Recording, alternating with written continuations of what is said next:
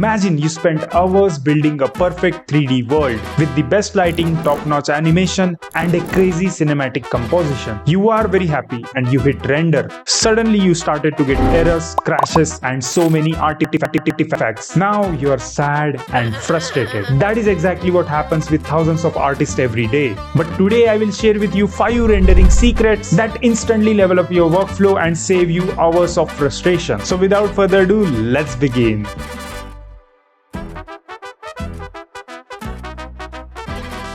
By the way, I'm explaining this inside Blender, but you can apply this in any 3D modeling software. Number 5. Alpha Channel Test. This is used for diagnosing noise. In Blender, after rendering your image, you can switch your display channel to alpha. It will show you grains in alpha channel. If not, then switch to individual color channel. You have to eyeball here to spot grains, and after finding it, you can change this light paths max bounce values from render settings. Most of the times I like to use this preset, but depending on your render, you can tweak these values. If you don't have a good computer, then I will suggest not to go more than 32. But as I said, using one of these presets will mostly solve all your problems. And shout out to Bakosil for letting me use his project file. Number 4. Scene Optimization. There are mainly 3 ways to optimize your 3D scene: reducing poly count, using instances, and baking textures. You can either merge or delete the vertex to reduce your poly count, or Blender have this modifier called as decimate, which decreases the vertex count. If you have a big scene with multiple repeated elements, you can also use instance object, which creates like a fake geometry in your 3D world. Make a collection and use collection instance, and for individual object press Alt D. If you watched my 50 hours art video where I made Shaolin temple, and I used similar method to reduce my poly count. By the way, join my Patreon for this project file. Additionally, you will also get other benefits too. Link in description. Please do it, I'm kind of homeless.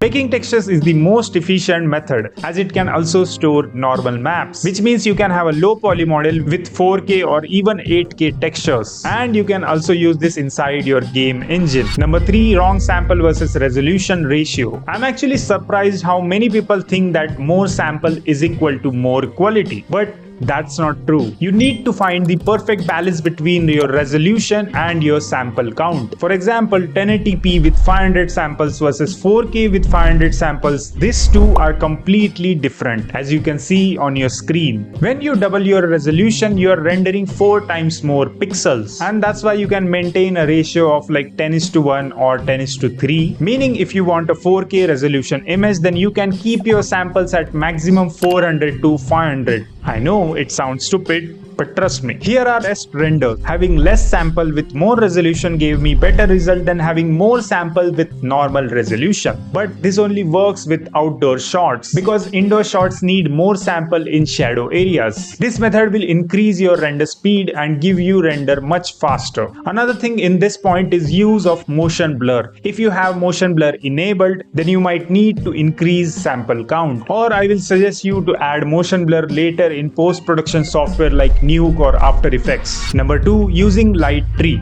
In 3D world, all your scene is calculated using math. Light tree is a math function which calculates light bounces, and it gives you more realistic result. By default, it is enabled inside Blender. But if you disable this, your render time will decrease significantly. If you have outdoor shot, you can just disable light tree option. But if you have indoor shot with lots of glossy and transparent object, then you should enable this. Light systems are expensive, so use this feature only when required. And number 1. Rendering format. Majority of the 3D artists think that PNG or TIFF is the best rendering format. But if you use EXR, this will save you lots of time, and also file size will be much smaller comparing to PNG or TIFF. Some people do post-production in Nuke or After Effects where they use EXR multi-layer option, which preserves all their render passes in one single layer. I like to use this preset DWAA lossy for EXR, which is small file size but with a very high quality render. If you are using your animation for broadcasting on TV or bigger screens in general, then you can also use Targa format, where you will get larger file size but with zero compression, which is used by many movies and TV series. I hope you learned something today. Like, share, hype and subscribe, and I will meet you